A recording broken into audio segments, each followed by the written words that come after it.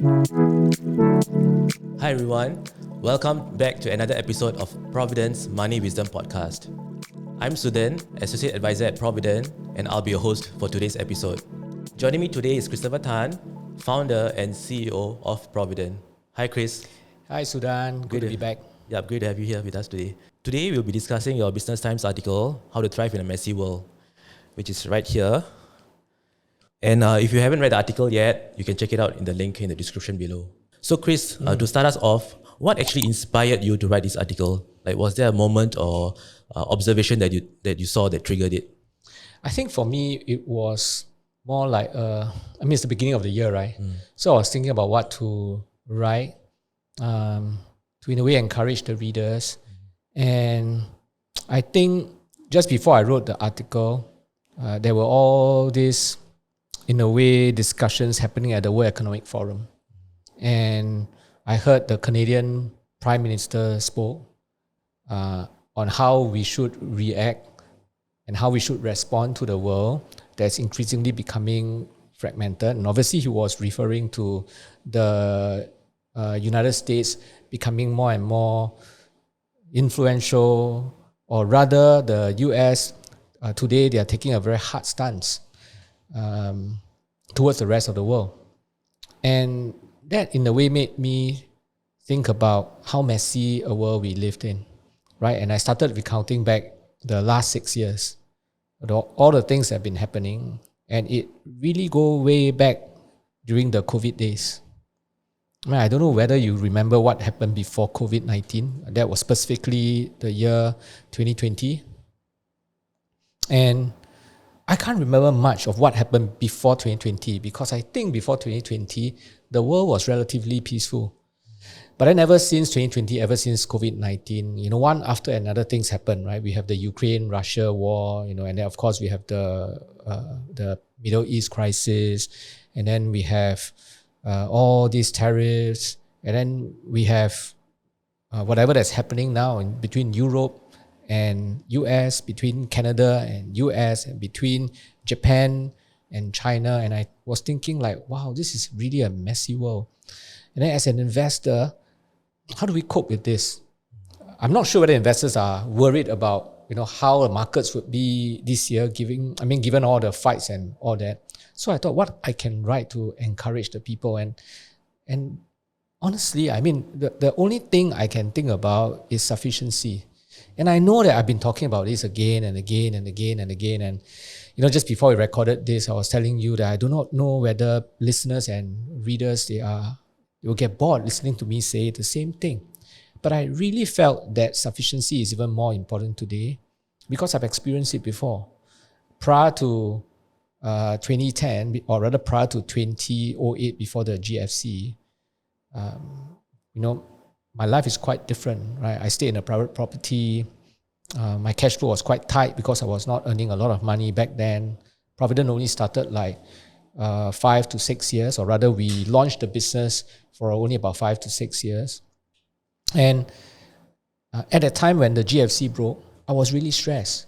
The business wasn't doing well because the AUM went down. And I was really stressed. I was worried about whether I can cope with the mortgage. And I've got 2 young children at that point in time. I could understand. I can understand if people actually feel stressful. But today, I'm in a different position, right? Because, of course, yes, income has gone up a lot, and I'm actually financially a lot more stable today. But also because my expenses are no longer as high, and I'm not really worried about whether there's going to be a financial crisis. I'm no longer worried about having to pay mortgage, and all that. So I thought, that difference allow me to make decision more rationally, and I thought I wanted to share that, and that's why I wrote this article on why sufficiency is important for you to have peace of mind today, but sufficiency is also crucial to allow you to stay invested for the long term. Thanks for sharing your journey as well, Chris. You mentioned that people might get bored listening to the same thing over and over again, but I feel, with social media showcasing people having luxury and chasing after the next big thing, I think these kind of reminders also help us to anchor back down to ground. That you need to have the feeling of enough, to have a good life. Yeah. I think there is value and benefit in nagging. Yeah. Right. I mean, we nag our kids all the time, and they may get tired, they get angry. They'll probably tell you like, Dad, why are you saying all this again? But we know that spaced repetition is the first law of learning, right? Spaced repetition means that you spaced out the nagging, right? So you nag, and then you stop, and then you do it again. So spaced repetition is first law of learning. And yes, I guess it's just me worried that readers and listeners will get bored, but you are absolutely right to say that to fight against the constant bombardment by the social media, perhaps we should continue to nag. Yeah, I think then we have content all the time, right? We continue nag again. Yeah. But at some point in time, I better say something different. Otherwise, people will get bored. Oh, when they see us again, they say, okay, this guy, they are just nagging about sufficiency again. Okay. Actually, the social media point brings me to another question that I had in mind. Last time in Singapore, in the 90s, especially, we're talking about the 5 C's, right? Cash, credit card, condo, car, and things like that. So it's always about materialistic wealth, outer world success. But this philosophy of sufficiency is like at the other extreme in a sense. So how do you have this mindset shift to think about this and also practice it in daily life? I think when we say we adopt the philosophy of sufficiency, I don't think we are saying that you cannot have cash. You should not aim to have a credit card. I mean, a young professional, the first thing they want to do after they step out to the society and to work is that they hope to be able to get a credit card, because the credit card facilitates a lot of their spending, right? Nowadays, without a card, you cannot do a lot of things, right? We are not stopping people from aspiring to own a condo, a private property. We are not stopping people from wanting to own a car. I don't think we are saying that. I think that's the problem. A lot of people think that the philosophy of sufficiency is the philosophy of mediocrity, that you cannot do well in life, you must be poor, you must accept the little that you have, just be contented. But no, that's not the philosophy of sufficiency. Right? But rather, we are saying that in sufficiency, you know what is the most important thing in life that you want. Things that is worth your life, things that are of worth. At Provident, we call it ikigai, right? You want to do those things that are of worth. So it requires you to define success differently, right? Success is not defined by the 5 C's. You're not saying you cannot have the 5 C's, but don't look at it as a definition of success. Success rather is measured by, I know what are the things that are most important for me, and as long as I have those things, I can be contented. I don't have to have everything in life, because it is just impossible to have everything. There is a trade-off, right? So I think that's a subtle difference. So by all means, if you want to chase after the 5 C's, go ahead and do it. Just don't do it because you think that by having that 5 C's, it signifies success. That's not success. Success is really doing what you are called to do. Success is really doing the daily things that are of worth. So I think it's quite separate, and although separate, they can coexist together. So what I hear you say, Chris, is basically you can, let's say having a luxurious car, it's a ikigai, for example. You want to have that, but don't pursue that at the expense of your health, your family, your happiness. Is that what you're trying to say? And provided you can afford it, right? I mean, you buy a luxurious car, you buy a Bentley, you buy a Aston Martin, you buy a Porsche because it brings you joy, because you're a car lover, right? Then do it. Of course, you must be able to afford it, right? And we can talk about what is affordable later on, but you must first be able to afford it, and you buy it because you really enjoy the car.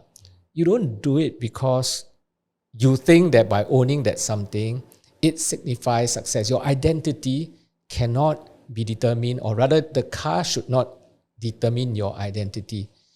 I think it's very sad if today you buy something really expensive because you want to show the world that you have arrived, that you are successful.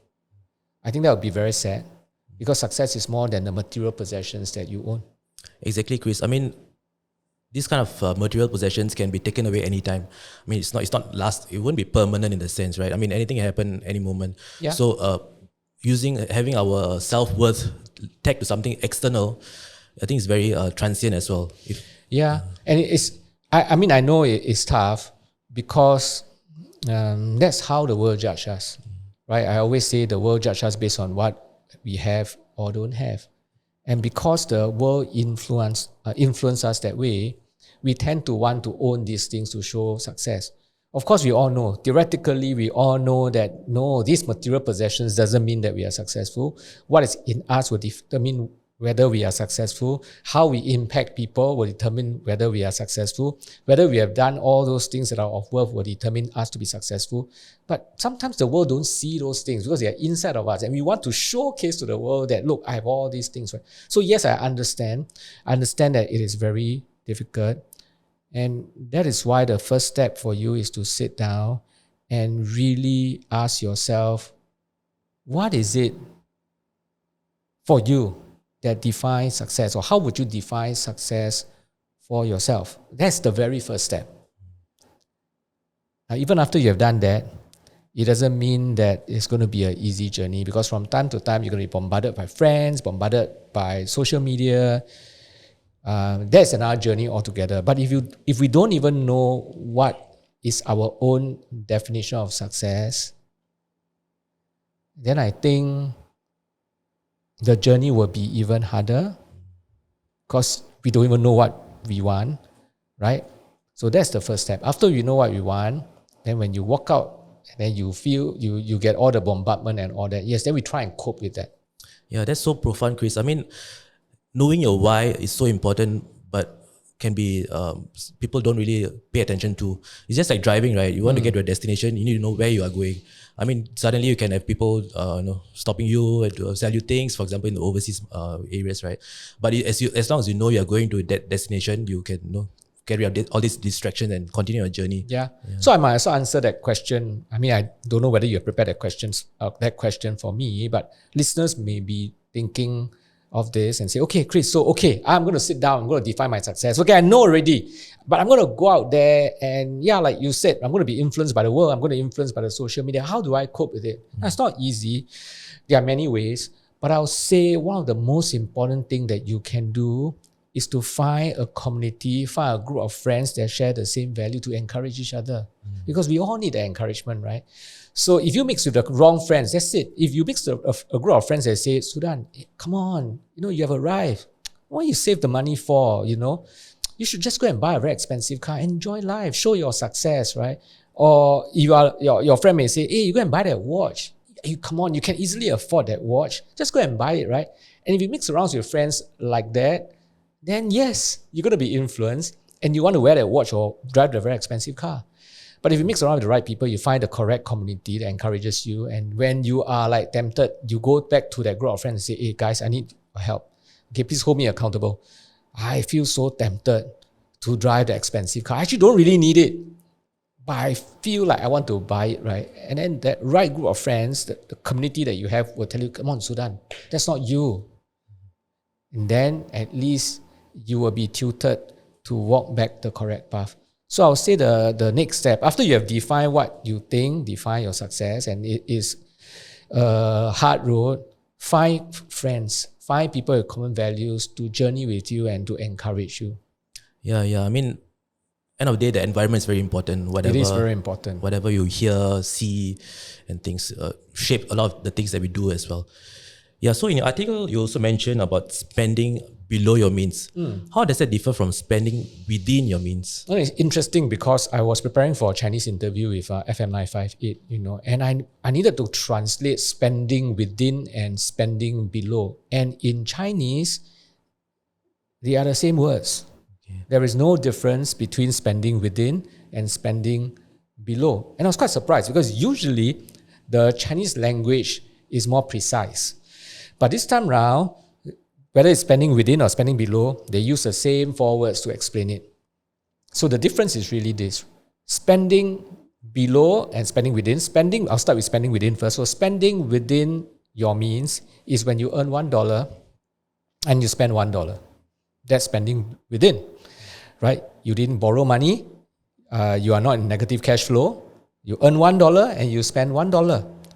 But spending below your means that you earn $1, you can afford to spend $1.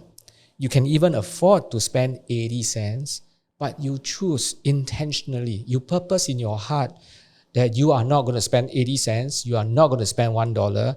You are going to spend 50 cents. That's spending below.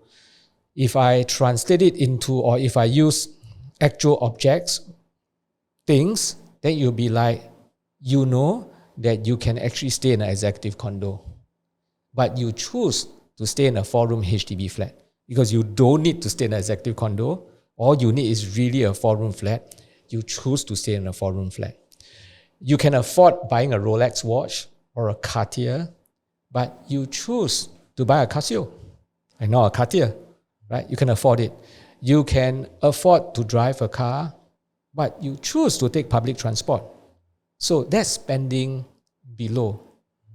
It takes a lot of conviction to do that. Why? Because we have just spoken about it, right? Because you may want to show the world that you can afford a Rolex, live in a bigger house, but you choose not to do it because you are very sure that these possessions that you have, they don't define you. You don't need it. And so you just buy something that is practical. So that's the difference between spending below and spending within our means. Yeah, I mean, it makes a lot of sense to differentiate these two. And again, goes back to your definition of success, to your why, right? I mean, when you have defined your why, all this also makes sense to enable you to spend. Precisely. wisely. I mean, that's why we say that the first thing is the why first, right? You got to define success for yourself first. Don't let the world define what success means for you. So Chris, you mentioned about property in your earlier answer. So property is also a big topic in Singapore. So to get that outsized returns, leverage is one of the main instruments used, right?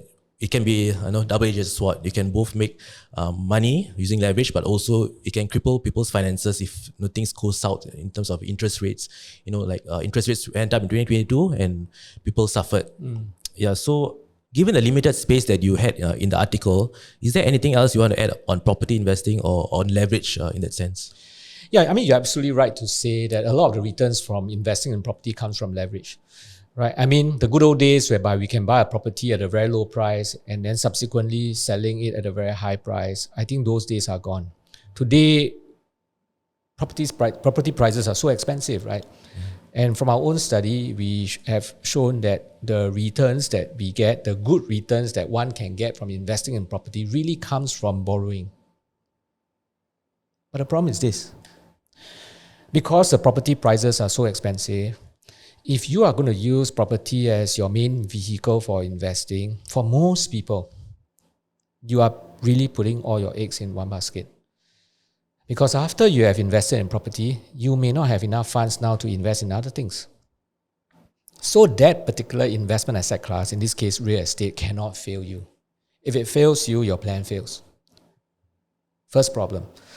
Second problem would be leverage. As you have mentioned, leverage is a double-edged sword, right? So, if the interest rates are low and you can well afford the borrowings, the loan, then it's okay. But otherwise, if interest rate starts to climb, and let's say you lose your job, and let's say worse still, your property value goes down, and the bank asks for a margin call and asks you to top up, I mean, you're in trouble. You have no peace of mind, right? So that's the second problem when it comes to investing in property. And so I think in our opinion, we're not saying no, you cannot invest in property. Yes, for some groups of people, when they invest in property, it still gives them that returns. For some people, if they invest in a good property, it gives them a very good rental income. But maybe those group of people, they are not just banking on one asset class. They have enough wealth to buy some properties and invest in other things. They are not overly leveraged, so their financial health is very good. But if you are just a man in the street, you know your finances best.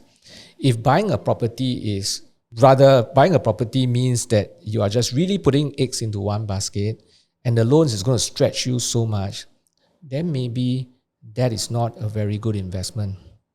And that approach may not give you the highest probability of success, which is what we are always talking about. And in the philosophy of sufficiency,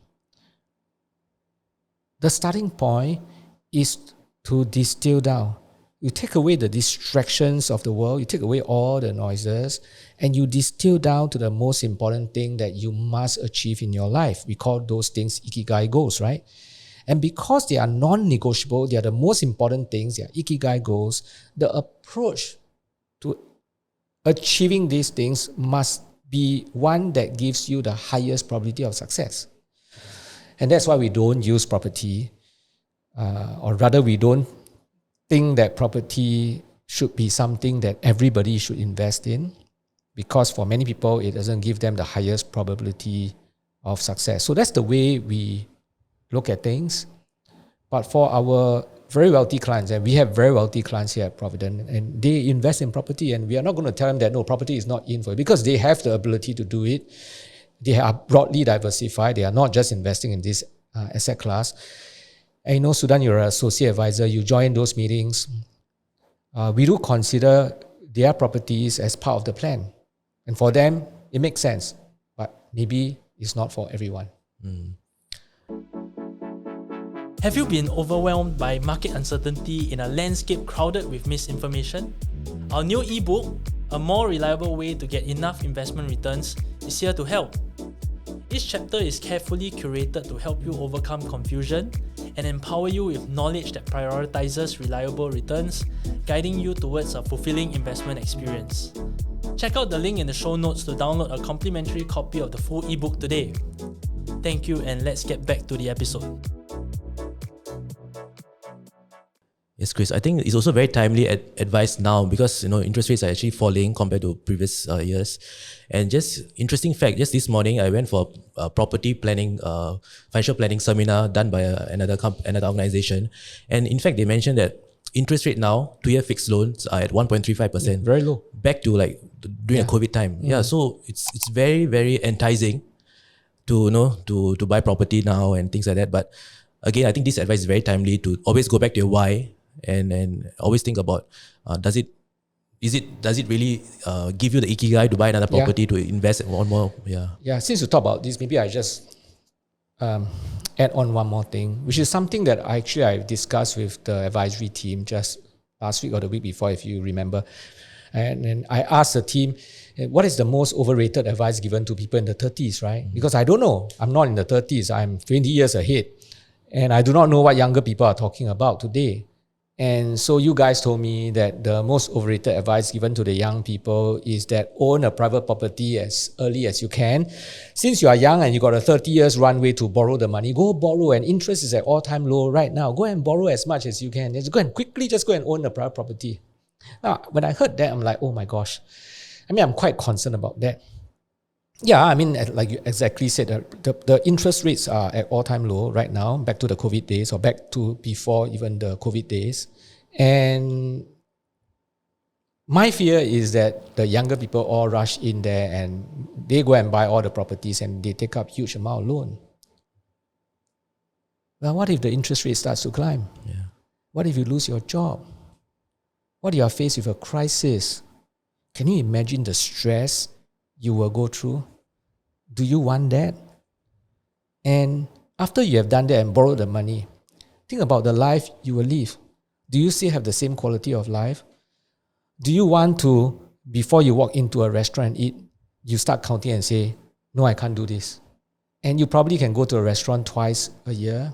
You want to go for a holiday, you are so restricted. You think about, the monies that you do not have. Do you really want to live this kind of life for that? Think about, will it cause couples to quarrel? Will it destroy the marriage? Because we heard so often, a lot of marriages are destroyed because every day they quarrel over no money, right? So is it all worth it to quickly rush in to buy a property, take up the loan today? It's for you to decide. For some people, they'll say, no, it's a big risk and I'm prepared to take this risk. I'm really looking for the outsized returns, right? But it's your choice. I'm just worried that we go in blindly without knowing what we should expect. So if you're listening to this and you are in your 30s and you have heard of this advice, go buy a property, go and borrow as much money as possible. Don't worry about it. You got time. Just think about what I say and then you make the decision. If you still decide that, no, I'm going to go ahead with it, then at least you go in with your eyes open. You go in knowing what to expect. You go in after you talk to your spouse and say, the next few years, life is not going to be as comfortable. You go in knowing exactly what to expect. Don't go in and then realize that, my whole life has changed and I have no quality of life and you are stressed all the time. Now let's change tracks a bit and talk about from property investing. Now we talk about having a foundation, a strong foundation for your finances. So in the article, you talked about having emergency cash. That gives you enough buffer in terms of unforeseen circumstances happening in your life. 6 to 12 months of emergency cash. There's also another aspect to think about in terms of risk mitigation, which is like insurance. I think you didn't get enough airtime in the article. How do you balance getting insurance and the philosophy of sufficiency? Yeah, so it's a good point because I've only got 1,200 words. I always say that in the BT article. And when we talk about a person investing and having that ability to stay invested for the long term, having sufficient cash, having emergency fund is one factor that contributes to a person's ability to stay invested for the long term. Insurance is another one. So if you are adequately covered, you are sufficiently covered, the word here, sufficiently covered, then in the event of a life risk, for example, unforeseen circumstances such as a medical crisis or premature death, well, you and your family do not need to then scramble and sell away your investments just to fund the livelihood at home or to pay for the medical bills because your insurance is comprehensively done, you are adequately covered, right? So if you have adequate insurance, if you are comprehensively covered, then it gives you that ability to stay invested for the long term. You don't have to be worried if a life risk happen. But at the same time, I mentioned it is sufficiently covered. And what that means is you also do not want to overcover yourself. And when I say overcover, I'm not just talking about you actually need $1 million coverage, but you go and buy a $2 million coverage, that too. But sometimes we are so worried about all the risks that can happen. And we try and cover every single risk that we can think of. For example, we buy a personal accident insurance for the baby. I mean, what are the chances of the baby walking and then have an accident, right? I mean, it's a young infant. I mean, if you are worried and then we cover every single thing, yes, you are going to be the best customer for the insurance salesperson, but you will be left with very little to save for the future. And the only way to achieve your goal is to claim the insurance. You don't even have money to live today. So I always say that there is a sequence in our planning, right? We cover according to priority, right? Or rather, we plan according to priority. So the first thing usually we always tell people to plan for is always have an emergency fund. After you have an emergency fund, make sure that the whole family has got medical expense insurance, like your IP, integrated plan. And then after that, you make sure that you cover all the income earners. Make sure that in the event of their demise or disability, there is income replacement, right? And after you have done all that, well, the next step is probably to plan for the children's education. If you have the fund for your children's education, if you have children, and then you plan for your retirement. And then after you still have got surplus, you need to live a life, right? And after you have enough to live a life and you still have spare cash, then you buy other insurance that you may think that you want, but they are not top priorities. So when we talk about sufficiency, it is also not over covering yourself. I think that's well put in terms of thinking about the holistic way of looking at finances. From emergency cash, after the insurance, and then also once you have your foundations right, and then only think about investing, right? So investing, you mentioned about all the crises that investors would have gone through since so many years ago. And market volatility is actually a feature of the stock market. It's not like a bug, right? That's a common quote in the stock market. But for people to write out the volatility, I think, like you mentioned, philosophy of sufficiency is very, very important. I think this is very it's an underrated advice, yet so profound. Yeah. So what are your thoughts on? Do you want to add on something else? Yeah, I mean, I guess that in our industry, being contented is not quote unquote sexy. I mean, how do you put an advertisement out and say that go for returns and be contented with what you get? I mean, it's not sexy and all. I mean, who wants to come and invest with a firm that says be contented with your returns, right? I mean, it's a lot more attractive if I put out an ad and say that, come to us, we will know how to maximize your wealth maximization. But it comes with a price. Wealth maximization comes with a price. We're not saying go for bad returns. We are saying go for enough returns. But then, of course, what is enough returns? Because people will say that I want enough. There's no enough. I want the higher, the better. So at Provident, you know that we define enough returns as the return that you need to be able to achieve your non-negotiable ikigai goals. We determine what are these goals. We determine what is the amount of money needed in order to enable these goals. We then look at whatever resources that you have and new resources you are prepared to put in. And then we work out the returns that you actually need. And we construct the portfolio to make sure that you get these returns in the most reliable way without taking too much risk. And as long as you are able to get these returns, don't go and compare with your friend next door and say, but my friend got a higher return. But that's because they probably took a much higher risk than you could, right? For you, as long as you are able to get the amount of money that you need in 10 years' time, in 20 years' time to do those things, and you have used an approach that you feel very comfortable to stay invested for the long term, and it gives you the highest probability of success, then that's what we mean that the returns is enough. That's sufficiency. But it's not easy, like I say in our industry, to push that. And it's not an easy concept to actually just put into an advertisement, a one-liner. How do you explain that in a one-liner? Yeah, so that's my thought about it. And perhaps, I don't know whether your last question for me, but perhaps it's a good way to wrap up the interview, because we started the interview by you asking me what inspired me, right? And I say it's a good wrap up because I think sufficiency is really needed. It's more and more and more needed in the world that we live in today. And the more we learn and understand the philosophy of sufficiency, the more successful we will be as an investor. I think the happier we will be in our life. Yeah, thanks for sharing your wisdom, Chris. I mean, that actually was my last question. And I actually have a quote that I found in your something that you wrote in an article that was very quote-worthy. So I'm actually going to end off with this quote in your article. In a messy world, sufficiency is not about having less. Rather, it is about having the freedom to live well, invest wisely, and sleep peacefully at night.